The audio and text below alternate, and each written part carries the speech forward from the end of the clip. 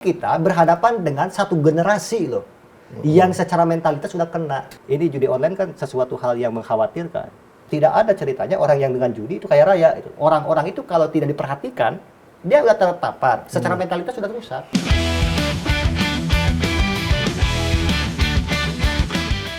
Welcome to Bebas Bicara.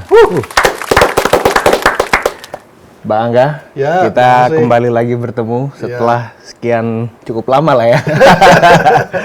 Kita akhirnya membahas tema yang sangat seru dan hari ini kita kedatangan bintang tamu atau narasumber yang luar biasa, Bang Dhani Ramdhani. Selamat datang, Bang Dhani. Selamat datang. Sehat-sehat selalu. Alhamdulillah. Bang Angga, Bang Ars. Siap. Terima Bang kasih Dhani udah ini undang. seorang pengamat dan juga akademisi. Beliau aktif juga mengamati tentang khususnya yang fenomena hari ini sedang ramai yaitu judi online. Ya, isu-isu sosial ya. Isu sosial dan isu-isu politik juga gitu. Nah, Bang Dhani, saya mau tanya. Pertanyaan saya yang pertama itu begini, saya ingin buka dari kita berangkat dari fenomena yang hari ini terjadi soal judi online itu sangat masif dan sangat destruktif begitu dampaknya terhadap rakyat kecil terutama ya. Nah, pertanyaan saya begini, Bang. Bang Dhani melihat pemberantasan yang dilakukan oleh pemerintahan Pak Prabowo ini seperti apa dalam hal memberantas judi online ini, Bang? Oke, yang pertama yang perlu kita garis bawah itu adalah prinsip bersama kita itu ya, bahwa yang namanya judi, entah itu bentuknya apapun, dalam hal ini dalam bungkus online itu ya, maka ditinjau dari sudut pandang agama, kemudian sosial, masyarakat, ekonomi gitu ya, politik, yaitu sesuatu yang merugikan. Bahkan dalam konteks agama kan itu sesuatu yang dilarang, haram gitu kira-kira ya. Banyaklah dalil-dalilnya itu. Entah itu agama Islam, agama Kristen, agama Hindu dan lain sebagainya. Nah, justru yang bikin saya terheran-heran sekarang gitu ya, di masa transisi pemerintahan Pak Jokowi ke Pak Prabowo gitu ya, itu ada fenomena tadi, fenomena menarik di mana hampir 24 orang gitu kira-kira ya, diciduk di satu kementerian gitu ya.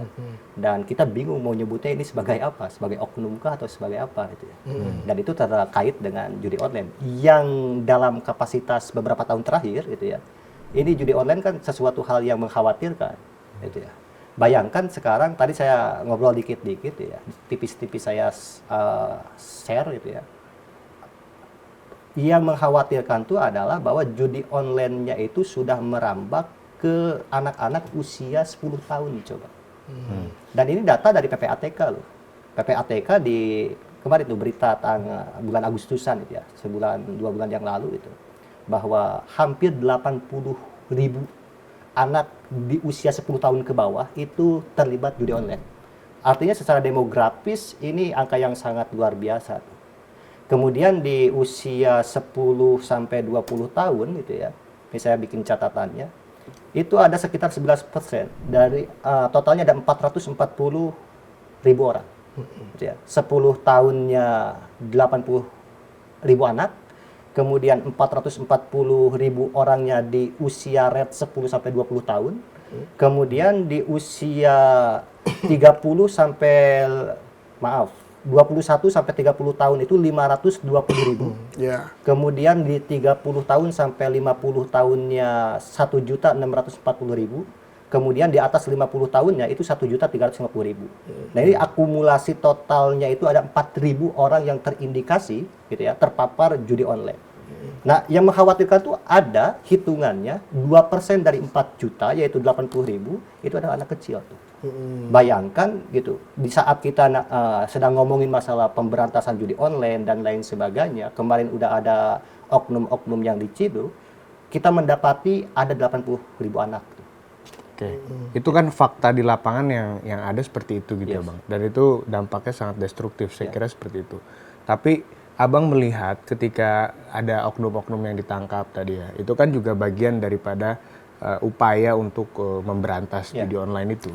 Nah, saya ingin tahu juga, ingin menggali dari perspektif Bang Dhani ini, sebetulnya pemerintah kita ini bagaimana dalam penanganan pemberantasan judi online itu? Apalagi pemberantasan judi online ini kan masuk di dalam agendanya Pak Prabowo gitu ya, di dalam Astacita kita tahu juga.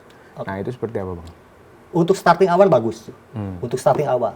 Artinya udah ada keberanian dari pemerintahan Pak Prabowo gitu ya, sama Mas Gibran gitu ya, untuk mampu menguap gitu ya, untuk mampu mempublikasi siapa-siapa aja yang terlibat. Logikanya begini, kan dalam bisnis perjudian itu kan sama dengan bisnis ekonomi konvensional kan, ada produsen, ada distributor, ada konsumen gitu kira-kira ya. Kita mau melihatnya dari mana tuh, sudut pandang mana. Nah sekarang itu yang udah terungkap adalah distributornya, gitu ya, distributor kecil-kecilan, agen dan fasilitator tentunya kan, gitu. Yang di situ ada di Komdigi itu, gitu ya, yang ngebuka tutup akses tuh. Backingnya lah, ya, backingnya lah. yes, backingnya itu. Pertanyaannya adalah pemerintahan Prabowo Gibran ini untuk beberapa waktu ke depan mau gak menuntaskan dari berbagai lintas sektor itu, mulai dari produsen sampai ke konsumen tuh. Untuk mengatasi produsennya bagaimana? Berani gak untuk menguap beberapa orang yang terlibat tuh, yang katanya ada di luar negeri tuh? Nah, menurut Abang berani nggak? Karena kan ini infrastrukturnya nih ada semua nih, Yes. ya kan? Kita tahu nih. Menurut Abang sebagai akademisi dan pengamat begitu ya, ini Pak Prabowo akan berani atau nggak? Ditambah lagi background dari seorang Prabowo Subianto yang kita tahu juga beliau sangat ini ya, sangat kesatria lah kira-kira begitu. Apapun, mau itu pahit, mau itu manis, kalau itu pahit dia harus katakan, apalagi manis kan gitu. Ya, kalau husnudon saya ya harus optimis, harus bisa kan gitu kira-kira jawabannya. Cuma tadi untuk di starting awal ini udah bagus. Ya, tapi kalau menurut saya ya Bang Asy ya, dengan terbukanya ya di kasus Komdigi ini kan secara tidak langsung juga Presiden Prabowo sudah mulai melihat bahwa kita harus mulai dari dalam dulu nih, ya, bahwa ada masalah di luar, ada kecanduan judi dan lain sebagainya, ada pola skandal yang besar, kemudian masuk ke dalam Komdigi, sampai ke dalamnya pun berani dibuka. Nah, ini harapannya juga optimisme masyarakat terhadap pemberantasan judi di pemerintahan saat ini tinggi sekali. Dan tapi dari sisi yang lain misalnya ya, kita tentu dengan Komdigi yang dinahkodai oleh Muti Hafid, kita apresiasi bahwa ini sudah mulai mendorong ya judi itu diperkecil gerakannya, dan ini bagus sekali. Semua orang membicarakan dan ada aware sekarang bahwa kita tidak bisa lagi mengakses dan lain sebagainya. Bahkan di tingkat tertentu orang jaga jarak dengan wah takut gua iklan judi dan lain sebagainya. Dan itu kan bagus. Dari sisi itu gimana Bang Dhani melihat isu sosial itu? Sekarang masih fokus di wilayah websitenya, di servernya gitu ya, ditutup buka aksesnya tuh, di perbankannya. Karena kan bagaimanapun transaksi digitalnya itu kan terdeteksi itu, gitu ya. Gampang lah bagi orang-orang yang paham IT, perbankan dan sebagainya, alirannya kemana dan sebagainya, bisa nggak dibongkar di situ? Ya, itu kerjasama lintas sektor harus lebih kuat. Makanya ada pengamat yang bilang bahwa jika pemberantasan itu dilakukan di Komdigi, maka saya membutuhkan kalau serius ya, saya membutuhkan waktu 30 hari katanya. Kan gitu. Kalau serius, kalau misalkan pemberantasan itu dilakukan di perbankan, itu kira-kira ya, di lalu lalang transaksinya, itu cukup 15 hari katanya. Udah selesai itu. Mau coba, sekarang penyedia layanan judi online gitu ya, melalui bungkus permainan kah dan lain sebagainya, tuh ya, game gitu ya, dia menyediakan tuh, ditutup, bikin lagi, ditutup, bikin lagi. Bayangin nggak ada alat untuk transaksi. Terkecuali kalau P2P ya, atau kayak sistem kripto gitu ya. Gitu. Tapi kalau masih ada pihak ketiga, perbankan gitu, ya seharusnya bisa. Dan bahkan katanya kalau melalui jalur itu 15 hari beres. Gitu. Kalau nggak salah siapalah itu, kemarin saya sekilas gitu menonton tayangan itu. Gitu. Jadi sekarang tuh masih fokus di Komdiginya itu, belum masuk ke ranah perbankan keuangan. Berarti butuh lagi sektor keuangan yang kemudian merespon ini dari penegakan hukum yang sudah terjadi. Nah, kalau ngomong soal judi online, kita juga melihat sekarang ini fenomenanya katanya mulai ini ya menyebar ke semua pihak, ya, tidak lagi judi online itu kelompok anak Gen Z, kemudian milenial, bahkan menyebar ke berbagai pihak dan ada lansia yang kena juga, ya kan? Terus juga ada anak-anak.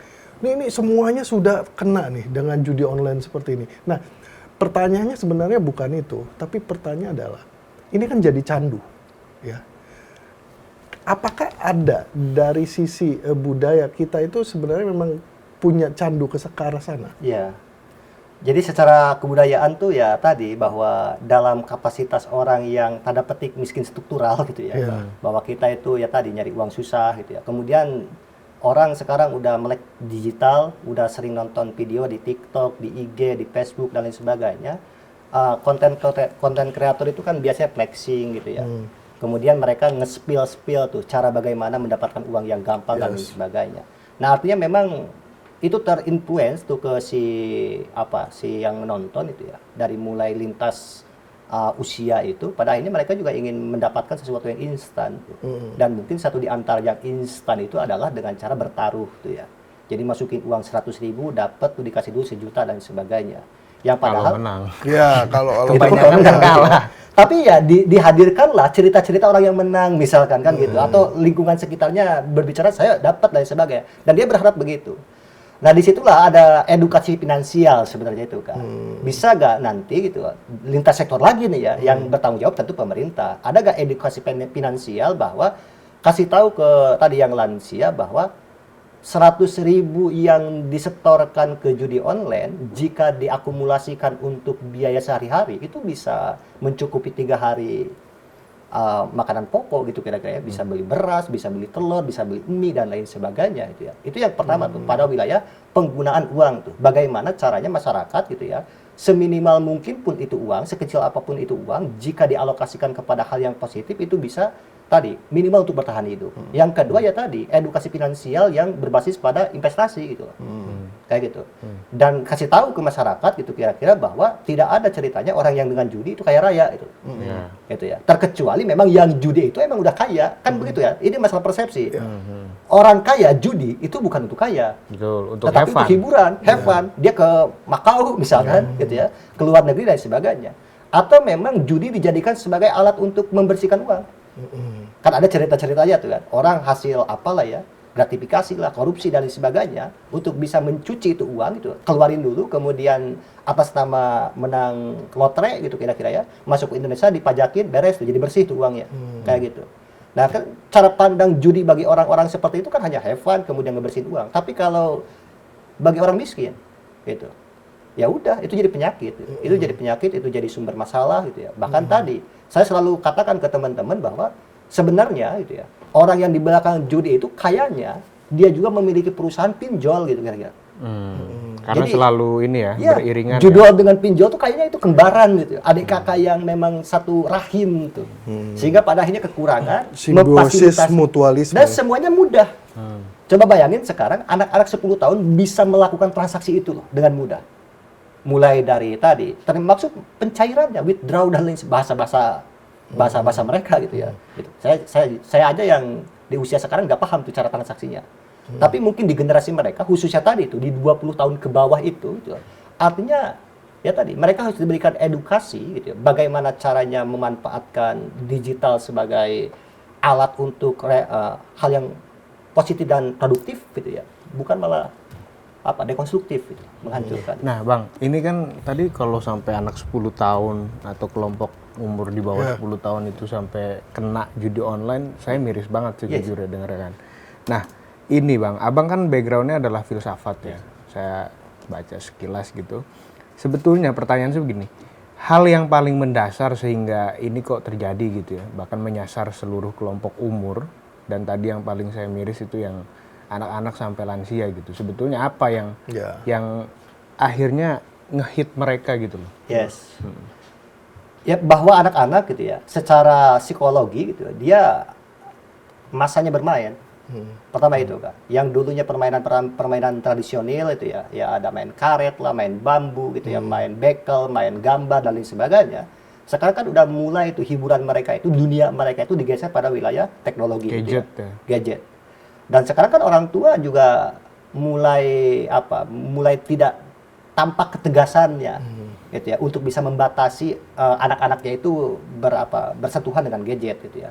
Ya artinya mereka udah bisa mengakses gadget lah ya. Ya, betul. Terus yang kedua ya bungkusnya adalah permainan, gitu loh.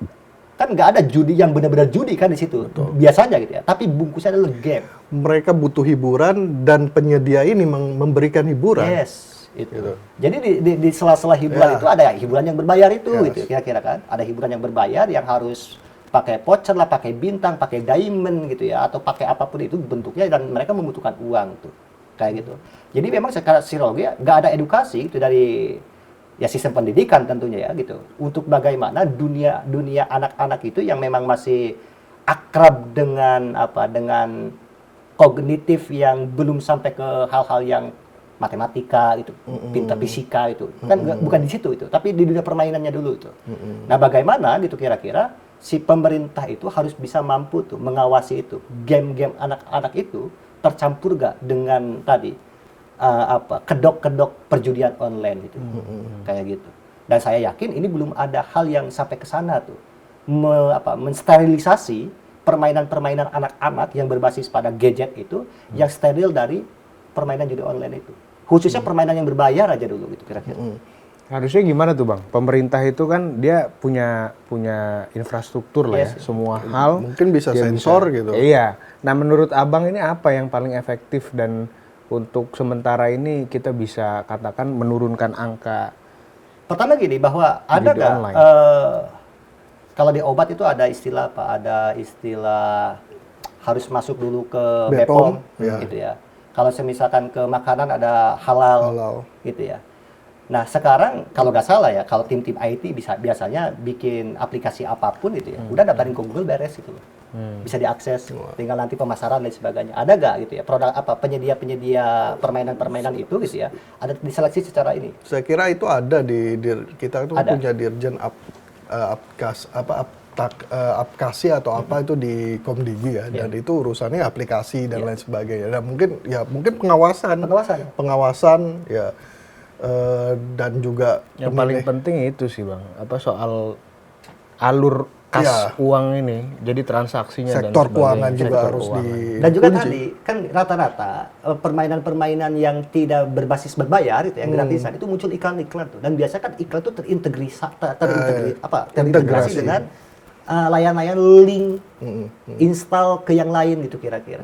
Nah itu tuh yang pada akhirnya anak-anak juga kan nggak paham tuh hal-hal kayak gitu. Bisa nggak tuh mensterilisasikan kan sekarang itu jalur-jalur seperti itu banyak kan. Misalkan kita buka medsos, ujung-ujung ada iklan muncul gak jelas, berita bahkan gitu ya. Berita kan kita dari pihak penyedia beritanya kan sebenarnya nggak ada niatan apa-apa, tetapi orang-orang yang di belakang itu mampu menembus itu tuh. Menembus pertahanan si websitenya, aplikasinya dan sebagainya tuh. Kayak gitu. Dan itu pemerintah harus peka terhadap itu. Dan mungkin perlu juga kalau kita bisa beranda-anda Bang Arsip, dibutuhkan nggak badan anti judol? Harus, sebenarnya. Tapi yang serius ya, bukan badan-badanan gitu loh. Karena menurut saya hal ini juga sulit ya. Judol itu kayak barangnya ada, tapi seperti susah untuk menjangkau aktor intelektualnya. Sama seperti narkoba nih. Narkoba nih kayaknya kita udah di 2000 tuh parah kan. Sampai sekarang ya nggak terlalu, tapi kayaknya ada aja terus. Oke, Tapi lebih parah judul kayak Bang. Karena kalau Parah narkoba memang segmented judol. kan. Iya. Judul ini kan menyasar seluruh kelompok usia. Maaf, saya potong. Saya kasih pertanyaan satu. Dalam ilmu ekonomi, judi online ini masuk dalam ranah pertukaran barang atau jasa? Mungkin cuma dua doang ya. Iya. Barang sama jasa. Kayaknya pertukaran harapan kalau ini. Ya, Bahayanya itu karena tidak masuk keduanya. Ya. Apa jasa yang dijual? Ya. Gitu kira-kira ya. Apa jasa yang dijual? Apa barang yang dijual? Nah, bayangkan tidak ada barang dan misalkan jasa konsultasi hukum, kemudian ekonomi kreatif dan sebagainya. Ini kan mungkin kalaupun mau disebut jasa, semi jasa gitu kira-kira kan. Bayangin barangnya tidak ada, jasa yang dijualnya juga ada, tapi pertukaran uang ada. Ya. Dan Bahayanya kan uang ke rakyat sektor- kecil disedot kan. Yes. Nah, artinya kan ini kejahatan, Bang. Ini pemerintah ini kan udah maksud saya gini, saya pengen tahu juga dan pengen dapat informasi dari Abang. Seharusnya itu bagaimana? Karena menurut saya, Bang, penindakan yang dilakukan oleh aparat kepolisian begitu misalnya untuk membongkar kasus-kasus di Komdigi ya kan. Kemudian itu berkembang. Terakhir ada beberapa lagi yang terlibat itu di bandara juga dicegah untuk nggak bisa keluar begitu kan. Nah artinya kan ini pemerintah sedikit banyak atau mungkin ya menurut saya itu udah sangat oke lah untuk awal itu ya. Tapi kan ada hal-hal lanjutan yang mesti dilakukan begitu. Nah ini abang Ya balik lagi tadi, bagaimana itu? untuk ke internal pemerintahan, saya harapkan gitu ya, Komdigi bersih steril. Dan dia melaksanakan tugas-tugasnya secara baik dan benar, gitu ya. Kalau benar-benar harus mengawasi setiap aplikasi, awasi itu semuanya, gitu ya. Sebagai portal tuh ya, untuk ngebuka dan nutup. Jangan ngebuka, nutup gitu kira-kira ya. Muncul tutup, capek ya. Resiko pemerintah gitu kira-kira ya. Kalau mati satu tumbuh 1000 katanya begitu. Artinya tapi kan belum menyasar kepada hulunya gitu loh bang. Yes, Nah, makanya ini gimana yang kedua adalah kebagaimanaan masuk ke ranah finansialnya. Di tracking lah sampai ke sana tuh. Andai yang terciduk itu mentok tuh jawab nge-trackingnya itu sampai ke distributornya atau agennya gitu ya. Ke belakangnya nggak ke detect gitu ya. Kan bisa melalui jalur transaksi. Gitu. Ujungnya ada di mana? Kalaupun ke perusahaan atas nama apa?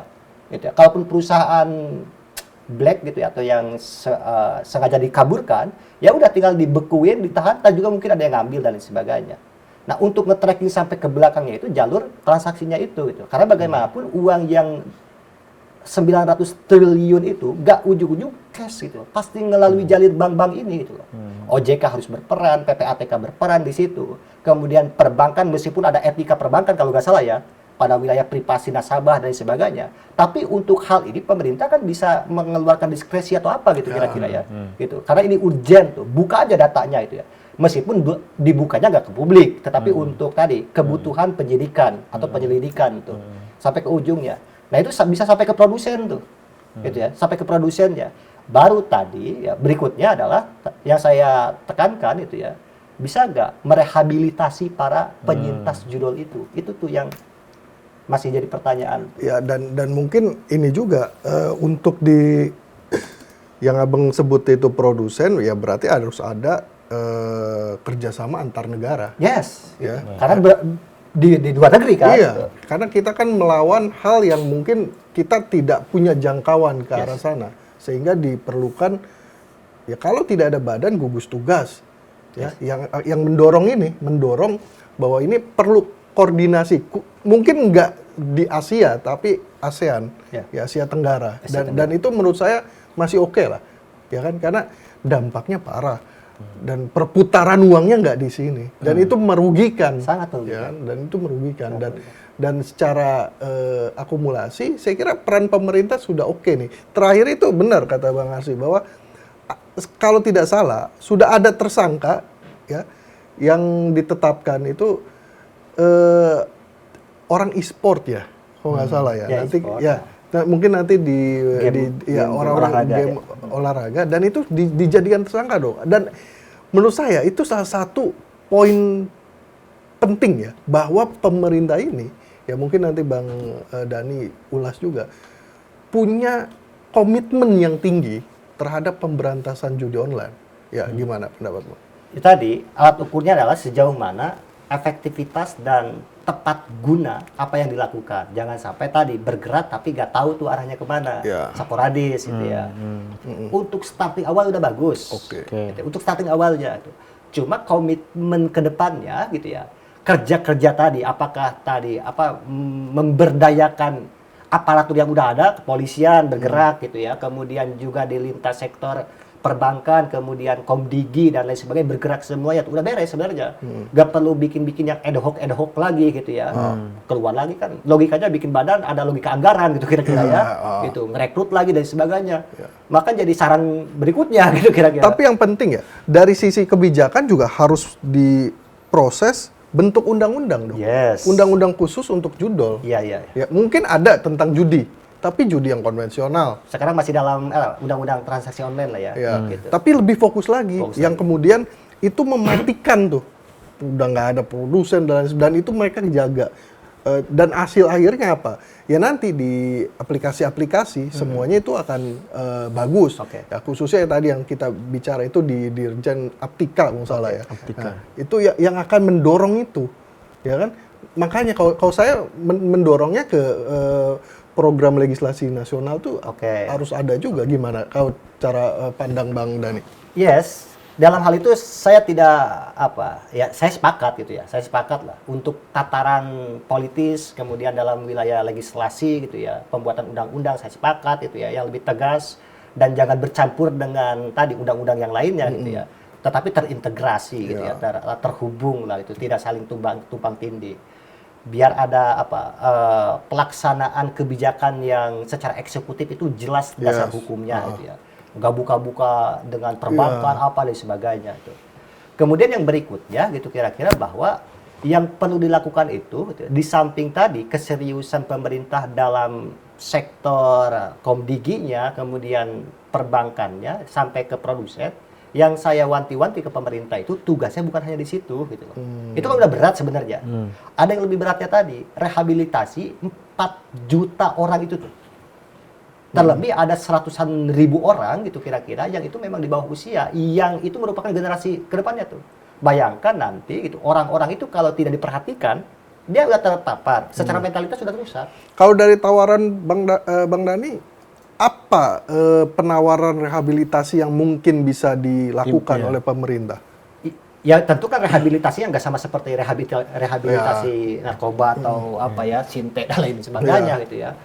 Nah ini kenakalan bagaimana tadi pemerintah bisa nggak menyentuh mereka, memberikan edukasi itu ya.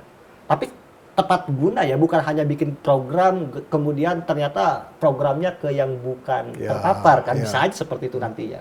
Tapi memang tadi karena datanya udah ada secara demografi, kan PPATK itu pasti berbasis pada data kan, dan udah tersasar tuh secara IP-nya di mana, rumahnya di mana dan sebagainya. Nah berikanlah mereka edukasi positif gitu ya, bahwa entah itu dalam wilayah penggunaan gadget yang kamu tuh gadget untuk bisa produktif itu seperti ini nih, menggunakan aplikasi ini, misalkan bikin konten video, konten apa dan sebagainya. Meskipun ya bagi mereka belum kepikiran mungkin, tapi secara edukasi itu udah positif tuh, kayak gitu. Tapi sorry Bang, saya potong. Ini akan percuma. Kenapa Bang? Enggak? Selama saluran yang di hulunya ini belum ditutup. Ya, ini karena kan- ini kan Jauh lebih berat kata saya juga kan. Ini kerja yang besar ya. Yes. Sekarang atasnya udah diberantas gitu ya. Tapi kita berhadapan dengan satu generasi loh yang secara mentalitas sudah kena. Bagaimana nanti kita berhadapan dengan mentalitas orang yang 20 tahun berikutnya adalah mentalitas yang pengen cepet kaya. Dan kita mungkin fokusnya juga harus melindungi generasi baru. Itu. betul. Ya kan? Problemnya itu. Dan masalahnya yang direhabilitasi itu bukan hanya soal mental, soal orang, tapi juga soal kantongnya nih Bang. Yes. Ya kan? Karena kan itu beriringan tuh kan, judol, pinjol. Saya ya nggak kan? tahu yang penawaran Bang Dhani mungkin rehabilitasi orang yang sudah terpapar judi online punya utang di pinjol. Nah itu bisa harus lunas. dibagi-bagi juga kan Kemarin udah segmen-segmennya. dibuktiin kan. Iya. Bayar hutang lunas apa Itu kan untuk UMKM, petani dan nelayan ya kan. Ya itu mungkin ya itu kan tawaran-tawaran yang rehabilitasi Ya, kalau sehingga kalau semisalkan pinjolnya itu yang tidak terdaftar di OJK kan bisa juga tuh. bisa juga Langsung dibebas tugas bebasin tuh ya. Diputihkan. ya. Dan itu ya itu peran serta sektor keuangan swasta yang kemudian mendorong hal-hal pemberantasan judi ini makin kuat. Ya. Tapi kalau menurut saya gini juga, salah satu sektor yang ingin dibangun oleh Pak Prabowo kan pendidikan ya, lewat mendorong bahwa ada pembangunan manusia di arah sana. Nah, ke depan ini ya, kita mencegah generasi baru nih ya, untuk tidak terpapar judi online. Menurut Bang Dhani dari sisi filosofis itu seperti apa tuh? Ya tadi, disinilah yang realistis gak sih gitu kira-kira ya. Ya meskipun ya secara aplikasi bakal berat, tapi kan secara ide harus tetap diandaikan keberadaannya kan. Itu yang namanya visioner tuh. Pak Prabowo udah bagus pada wilayah bahwa generasi atau sumber daya manusia Indonesia di generasi yang sedang berkembang ini gitu ya, untuk menyongsong generasi emas 2045 atau 40 tuh ya, itu udah bagus tuh. Tapi pada wilayah jasmaninya, gitu ya. Just money itu artinya kan ada makan gratis, makanan bergizi gratis. Itu kan untuk menyuplai gitu ya, bahwa sumber daya manusia itu harus sehat-sehat, tidak stunting gitu ya, tidak kekurangan gizi dan Fisiknya. sebagainya gitu ya. Karena masih ada ketimpangan di situ tuh. Gitu ya. Orang-orang daerah yang susah mendapatkan makanan bisa terjamin tuh ya. Asalkan distribusi kebijakannya benar. Kayak gitu, tidak ada korupsi dan sebagainya. Kayak itu. Jadi pemerintah juga lintas sektor tuh, bisa lintas sektor pariwisata, kemudian pendidikan menengah atas gitu ya, kemudian dan lain sebagainya tuh berbondong-bondong untuk mensinergikan gitu ya, memperbaiki gizi fisiknya gitu ya. Yang kedua mentalitasnya gitu. Dan bagi saya di samping orang yang belum terpapar atau tidak terpapar judi online, yang sudah terpapar harus diperhatikan tuh. Oke. Karena bagaimanapun mereka kalau mereka bertahan hidup tuh ya dan menjadi tulang punggung bangsa nantinya, bayangkan mereka secara starting awalnya udah jelek gitu loh. Udah terpapar judul itu. Mentalitasnya udah mentalitas instan gitu ya. Mending kalau semisalkan tidak sampai tadi frustasi, kemudian sampai sampai tantrum gitu kira-kira ya. Sampai ada yang tantrum, ada yang ngelempar gadgetnya dan lain sebagainya. Ya, Dan sampai kalau menimbulkan efek lain ya bahaya juga, misal mencuri ya kan, menghalalkan Nah itu segala cara. mencuri apa dan sebagainya. Jangankan mencuri, membunuh, Nah itu ya kan, menghalalkan segala cara itu untuk dapat uang ya kan. bunuh diri dan lain sebagainya. Berat memang. Sangat berat itu. Tapi saya kira gini, nggak ada yang nggak bisa diselesaikan ya. Yes. Ya. Apalagi sekarang ini Pak Prabowo juga, menurut saya ya, dari sisi koordinasi politik hukum dan HAM-nya, ya, ini kuat banget nih, Ya. ya kan, seorang jenderal yang mengkomandoi politik hukum dan HAM, dan judi ya kalau menurut saya sih cepat bisa tuntas ya. Masalahnya adalah bukan di komitmen, tapi masalahnya mungkin akar yang sudah kuat itu. Ya. Menjadi habit ya. Yes, ya kan, akar yang sudah kuat itu yang kemudian ketika dipecah satu-satu itu mengakarnya makin kelihatan banyak. Dan ini Bang Dhani ngelihatnya kalau ada hal yang seperti ini, apa yang mungkin ya ke depan itu bisa dilakukan oleh pemerintah? Apakah ya tadi kita bicara banyak, tapi secara strategis ya, taktis, pemerintah tuh butuh dorongan apa lagi nih untuk kita 2-3 tahun ini permasalahan judi online bisa mulai nggak terlalu banyak. Iya. Susah memang kalau sesuatu itu udah menjadi kebiasaan gitu ya. Udah menjadi habit, udah menjadi tradisi gitu ya. Saya sama seperti kita biasanya ngapain, disuruh nggak ngapain juga susah kan gitu. Yeah. Nah, bagiku ini masih ada waktu. Jadi masih ada waktu, usaha tetap harus dilakukan gitu ya. Dari hulu sampai hilir tadi gitu ya. Saya mencatat di sini misalkan ada 3 poin penting gitu ya. Pertama, pengawasan dari orang tua. Kan itu ideal sebenarnya kan. Meskipun ini menjadi sesuatu hal yang bagus tuh, bahwa anak-anak dalam penggunaan permainan, gadget dan sebagainya harus diawasi gitu oleh orang tua. Nah, bagaimana tuh orang tua itu digerakkan oleh pemerintah tuh? Ada melalui program apa? Itu bakal mudah kalau misalkan orang tuanya tidak terlibat judi online. Ya. Tapi kalau orang tuanya juga sama-sama aja gitu ya. Dan anaknya itu memang ngikutinnya itu dari orang tuanya misalkan. Karena sekarang ada aja tuh orang tua yang secara terang-terangan gitu kira-kira kepada anak-anaknya bahwa dia dapat duit dari judi gitu. Ada aja gitu kira-kira ya. Nah, itu yang agak susah tuh begitu tuh ya. Itu pengecualian sebenarnya itu kan. Jadi kasus lah jatuhnya itu. Tapi yang pastinya ya pengawasan orang tua itu penting. Gitu. Yang kedua ya tadi regulasi yang ketat gitu ya. Pada platform digital. Kalau tadi ada istilahnya itu setiap platform digital itu harus terdaftar dulu gitu ya, harus diawasin gitu ya, dan lain sebagainya sehingga layak untuk dikonsumsi oleh publik, maka tadi pengawasannya ketat atau tidak tuh. Gitu ya, regulasinya ketat atau tidak. Jangan sampai gitu kira-kira bahwa platform yang dibuat oleh masyarakat gitu ya, ternyata memang secara algoritmanya lemah itu, gampang untuk disusupin dihack dan lain sebagainya tuh ya. Kayak gitu. Yang ketiga baru tuh pengawasan terpadu tadi oleh Satgas Judi Online tuh. Sebenarnya kalau ada ya, itu untuk kontinuitas ya, untuk menjaga ketika tatanan udah benar gitu. Jadi bukan badan ya. Satgas ya. Satuan tugas ya. Gabungan aja Iya. gitu kira-kira ya kayak gitu.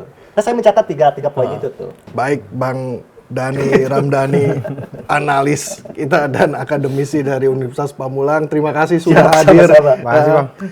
Bernas banget dan mungkin kita akan jawab itu di lain kali, Bang. Yes. Karena itu Ahli politik tuh ya. karena itu sangat-sangat sensitif sekali. Baik, terima kasih kepada netizen, kawan-kawan yang ada di rumah. Kita akan ketemu lagi dengan narasumber dan tema yang berbeda di On Point. Bebas bicara. Bebas bicara.